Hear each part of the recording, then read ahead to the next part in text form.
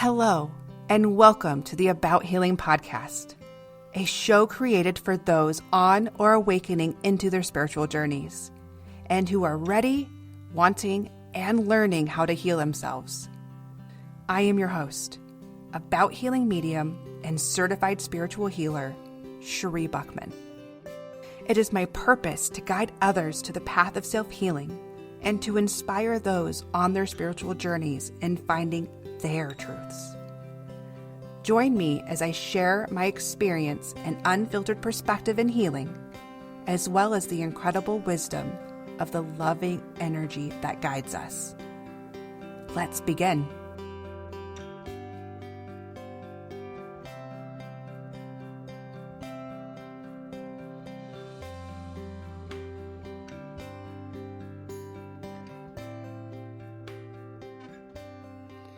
Well, good morning, beautiful souls. Welcome back to another episode of About Healing podcast. Actually, I'm very excited again. Well, I guess I say this in every opening of every episode.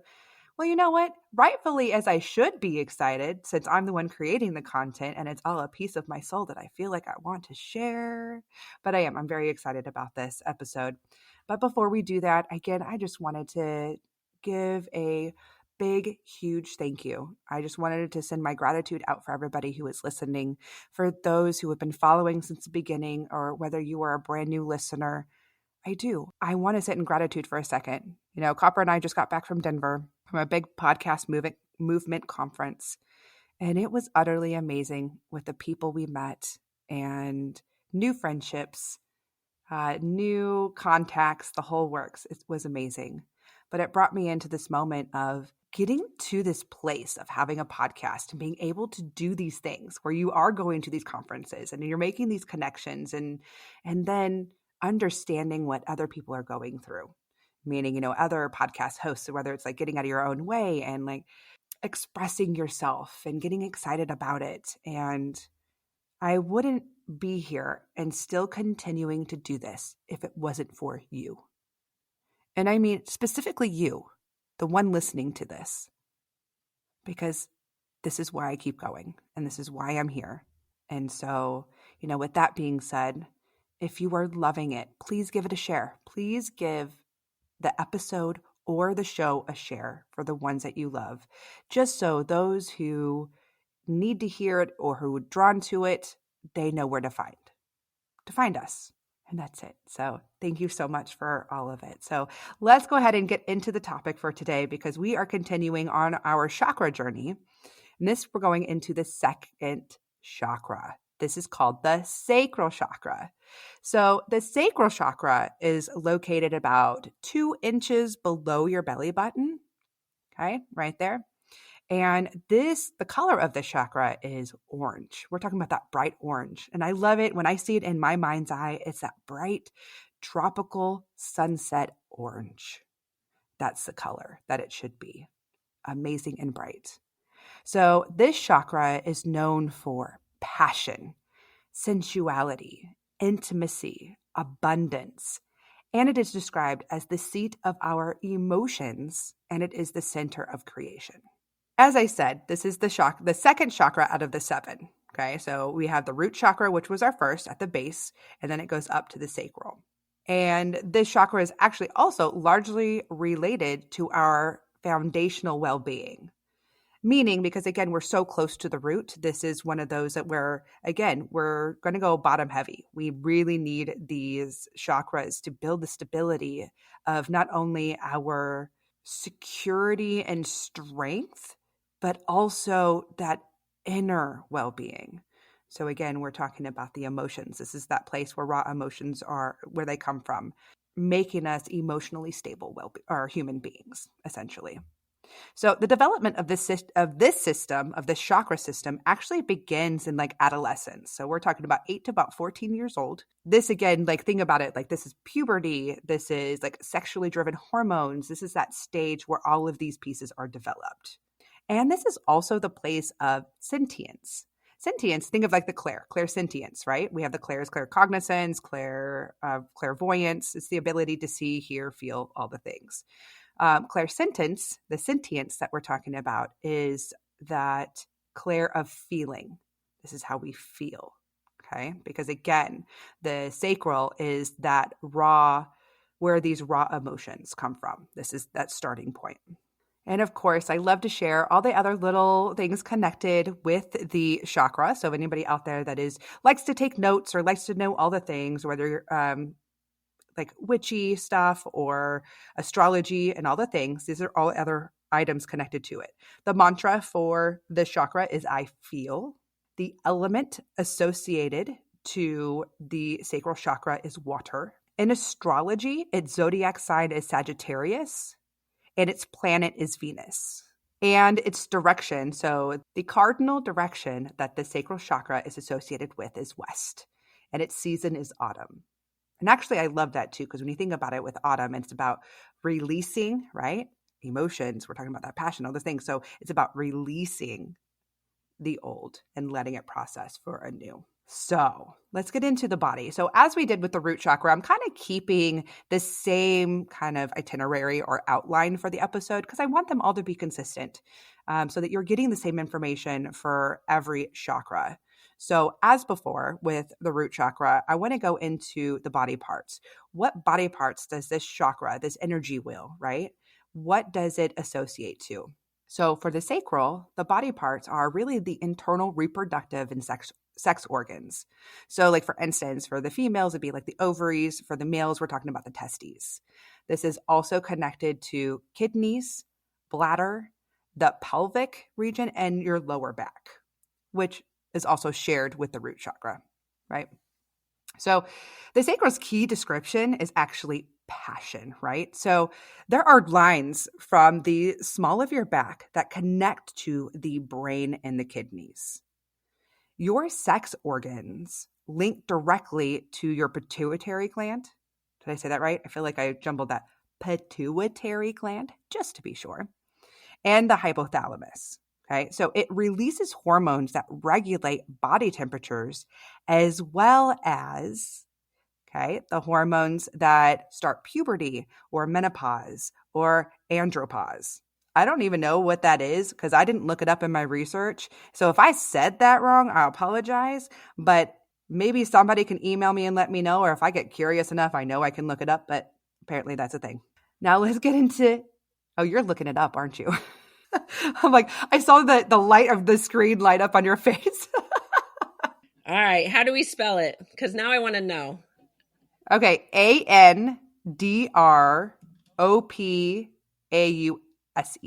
I can't imagine what comes after menopause. I'm like, andropause. I'm like, oh God, there's more. I know. Or is it a man thing? Oh, is there a man thing we don't know about? It is a collection of symptoms, including fatigue and a decrease in libido experienced by some middle-aged or older men and attributed to a gradual decline in testosterone.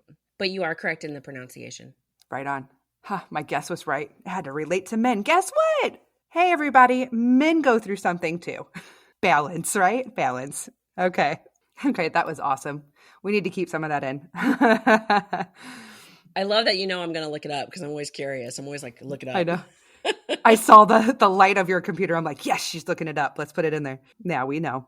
Okay, so as before I want to talk about the illnesses. What illnesses, especially with these body parts, does this chakra create when it is not in full balance or blocked? Okay, so here are some of the physical symptoms or the physical illnesses that is caused by a blocked sacral chakra. So, of course, we're going into the reproductive concerns, right? So we're talking about menstruation, infertility, egg and sperm counts, etc. These would all be classified under this chakra. But there's also issues with urinary system, sexual dysfunctions, and loss of sex drive. And the pains that would associate with it would be appendicitis, chronic lower back pain, and some sciatica, which would also be shared with the root chakra because we brought that into the physical symptoms of the root chakra. Because again, they're so close that some of these chakras can share and overlap some of the issues and imbalances. So always be aware of that, because sometimes if you're listening to the imbalances of a chakra and you're like, ooh, that sounds like something that I've been going through, but not everything clicks. Remember, you could be a mixture of where maybe you might have an overactive of one chakra and an underactive of the chakra next to it. And there's some pieces that overlap and link. So just putting that out there. On the emotional side of this and the illnesses. This chakra is about, where the deepest feelings of pleasure and well-being reside. So some of these issues would be major concerns of isolation, where you're isolating yourself, emotional avoidance and instability, and also sexual addictions. Okay, so now let's break this down a little bit more, just as we did. So we're going to talk about what a healthy, in balance sacral chakra sounds like. Okay, so this person who is a very healthy chakra is emotionally stable and very self-aware, meaning they're able to check in on their emotional, well-being and make adjustments, and having that self-responsibility and in tweaking or being responsible for their emotional health. They're also able to establish true intimacy. Okay, they're able to connect with others and they can share their emotions easily. They are connected to their creativity and in flow with it. So creating and in flow with their creativity, which is responded or reciprocated with manifestation and abundance, because this is also located in the sacral chakra. So when sacral chakra is an imbalance, so let's start with the under, okay? We're underbalanced. It's not working as much. It's not going as fast as it should be. This person will be usually withholding or avoiding their emotions. And this will usually tend to be more of the males, right? And this is actually due because of the societal conditioning, because, we men are taught or treated or told from our lifetimes that, you shouldn't cry. We don't show emotions. That's not manly. You need to be tough. You need to be strong. And in order for that means you shouldn't be in touch with your emotional side. So they withhold, which causes issues with that sacral chakra, right? And then it's also denying intimacy or lack thereof, low or non-existent sex drive, feelings of inadequacy, and low self-confidence. This would be an underactive. So the overactive, and now we're spinning out of control and we got lots of stuff going on in this chakra, right? Woo! This is like the party sacral chakra. But also those who are emotionally unstable or feeling consumed by emotion. So now they're feeling too much and it's too consuming. They are feeling them even more deeply. This is kind of where mood swings come from, indecisiveness, dominating, sexual addictions, aggression, and mania, right? So these are all some of those effects. Now, a blocked chakra, again, meaning this would be more of the long-term imbalance, and now we're collecting, and these are some of the issues that would arise. So one of it is that it would manifest as codependency or feeling overwhelmed by emotions, kind of like what we just spoke about, right? But it's also the overindulgence in sexual fantasy. Okay, so we're not withholding and we are just indulging in all of them, whether it is positive or negative or hurts others, or the lack of interest in sex altogether. Because remember, it can go like the extreme of one way or the other. Also, a blocked chakra, a sign of this would be a detachment from emotions and that isolation that we talked about earlier. And when we have blocked chakras, this is usually where we have those bigger, I say quote unquote bigger, more of those long-term illnesses or repeating illnesses that we spoke about earlier, those physical illnesses in association to the chakra. So to kind of get a little serious here for a moment, please understand, just like the root chakra, it is common to have your lower chakras out of balance. Okay, these are those base chakras. It is okay. These are most affected by our younger year experiences, and it can take much time to heal and bring into balance. Unfortunately, our culture has taught us to have shame over such issues relating to this chakra's energy. And obviously, no wonder why it's so common, because again, this is that societal blend that we don't talk about these things, right? But however, there is no shame, nor should you hold guilt over how you feel and what you experience, because they're yours. And every single emotion, every single situation or trauma or whatever you hold in, that is yours and it's real and it was created. And remember that we are all dealing with trauma and similar issues. Every single person that exists in this life, We all have something going on. So please be kind to yourself as you uncover these imbalances and begin to work on them, because that's where your power is. It is in the awareness of. And that's amazing, because now you know, or you're becoming familiar with, where you need to put more attention and where we need to put some of that extra healing and that extra love in ourselves and on ourselves and all around it. So let's talk about now as you're working on the self-healing journey, because remember, these chakras take a lot more work than when I'm about to give you some of these healing tools. The healing tools I'm about to give you are just supposed to be an addition to help with. Again, just kind of sweeping the excess off into really putting some love and support into the chakra. But the deep stuff that needs to be worked on, as we talked about it, whether you have been taught to suppress emotions, and by suppressing your emotions, you become detached from them. And then it starts creating some of these other issues. Well, we have to go back to that core reason. And then to begin to understand that, first of all, and that also connects with the root chakra, to understand that you are safe. You are safe to express yourself in the way you need to express yourself, to release and allow the flow of your emotions, to allow your sexual expression, that you are worthy of passion, of intimacy, all of these things. And now, as you can see from hearing those connections, that's very connected with your root chakra too.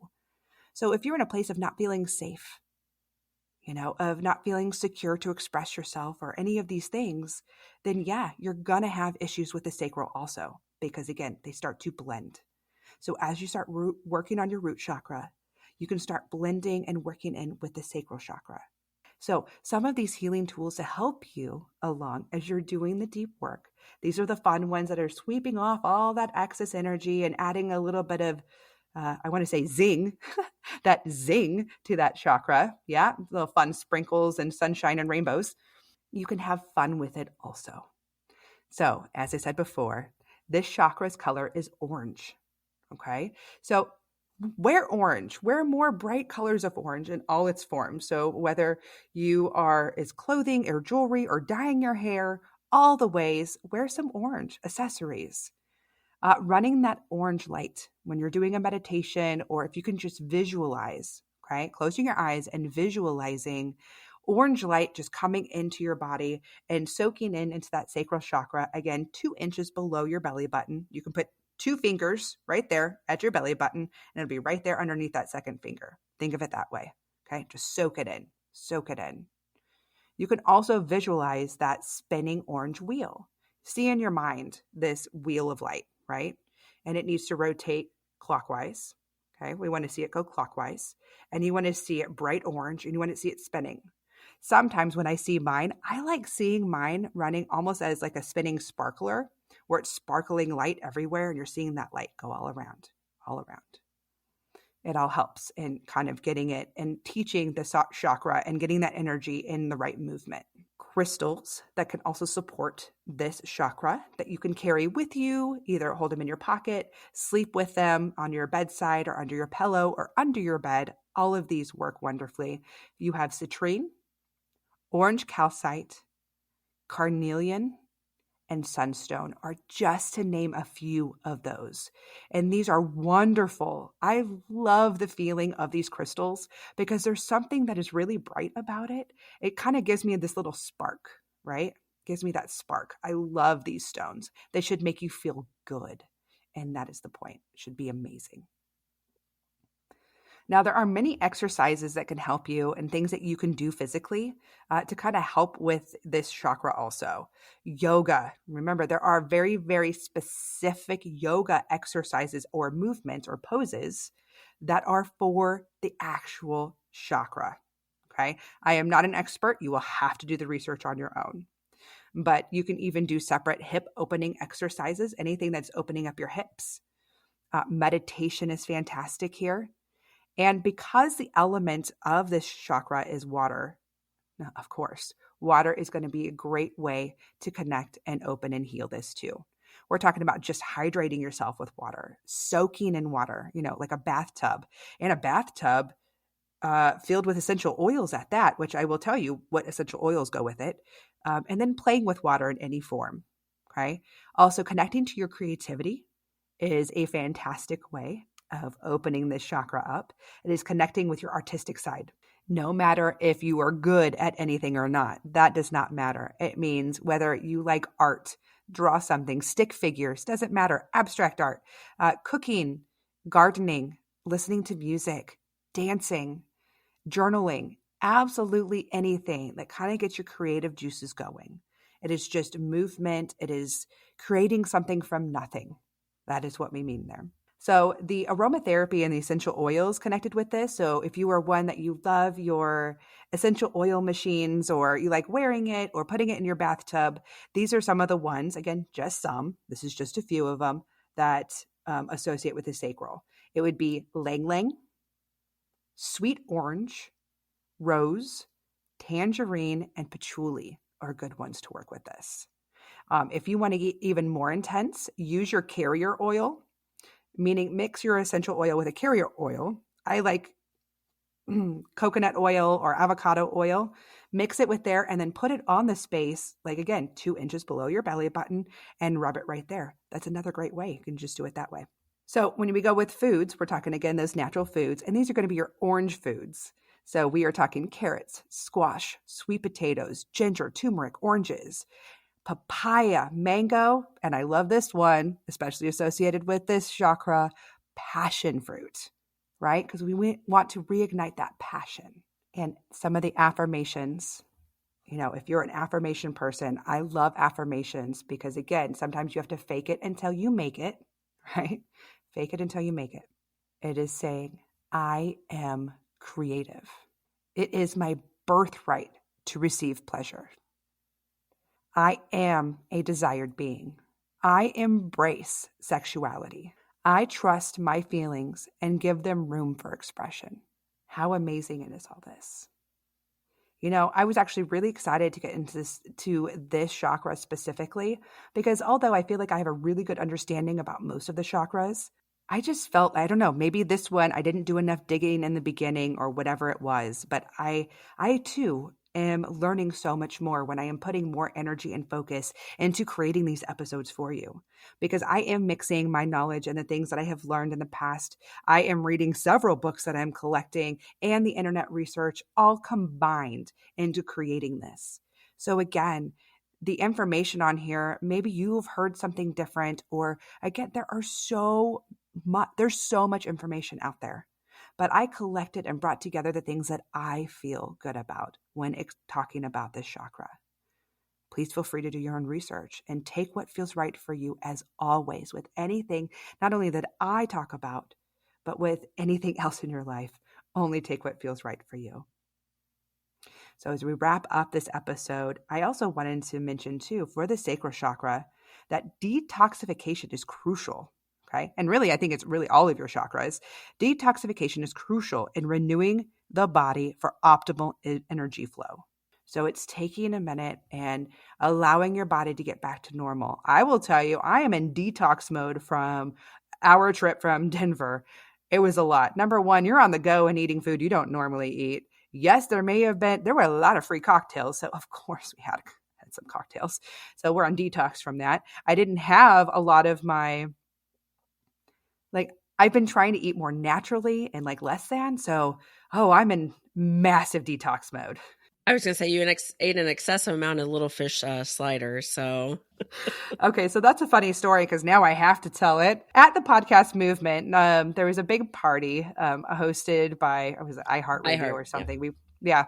So we went offsite. They brought us to this restaurant beer garden, and they were walking around with these trays of sliders. And I remember saying, because I'm talking with a group of people, Copper's there and someone else, and I'm like, oh, too bad, I'm hungry, but I don't eat meat. So, for anybody, I don't eat meat, but I still eat fish and eggs. I still do that.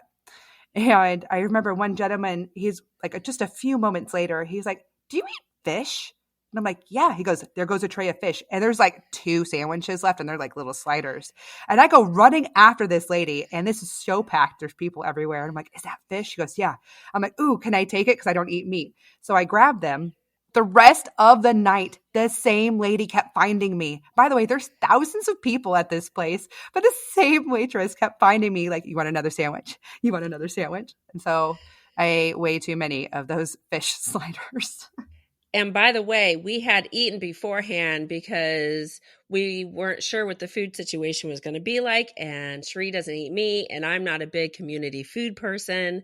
So we ate well. I mean, we were prepared to be there that night without consuming any food. So yeah, I was topping it off. So speaking of detox, I'm detoxing a lot of fish sliders. But it was just comical because she kept finding me. Apparently, I'm one of the only ones who would eat this fish. So she's like, you want more? Do you want more? And I'm like, whoa, I'm full. And that last tray, she's like, please take it. Please take it. And I remember I took a bite and I'm like, no, I'm done. And I think I wound up putting it in an empty cup somewhere. And I'm like, I can't. I'm sorry I wasted that. But apparently I'm a sucker for those pushers of fish. Food pushers. Yeah, food pushers. I know, you get the random story. You're welcome. But as I clear this up, and I wanted to really get serious for a moment, in wrapping up this episode about the sacral, let's remove the shame and the taboos in talking about our sexuality and creative expressions in all its forms. Look, sex, pleasure, and all the emotions across the spectrum are all a part of this human experience, which is the reason we come here to experience this. So finding personal pleasure is a healing and creative expression for our energy. It is one thing that I read and it felt so right on. The act of an orgasm is so explosive energetically, not just within our realm in this energy, but it is something that is this vibrant light that explodes like universally. Like even it reaches other galaxies as this explosion of light. How incredible is that? Because an orgasm and sex are all expressions of love. Love for others and love for ourselves. Remember how powerful that is. Again, we're talking about the expression of love. Now, allow your energy to flow, finding passion in your life and expressing it in healthy, loving ways that not only fills you and your soul, but also allow it to inspire others around you. So let that creativity shine. Have that passion and know that you are worthy of pleasure. And until next time, my beautiful souls. I was going to say my beautiful friends. You're not my souls. You are souls, but my friends. My friends with beautiful souls, be kind to yourselves. With so much love and gratitude, I want to thank you for listening to this week's episode. My hope today is that the message continues to guide you along your path to healing.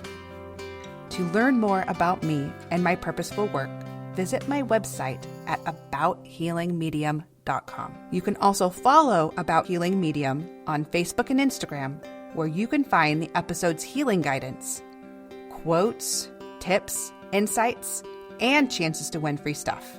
To ask a question or to share comments, email me at abouthealingpodcast@gmail.com, or feel free to reach me on Facebook and Instagram at About Healing Medium. Until next time, be kind to yourself.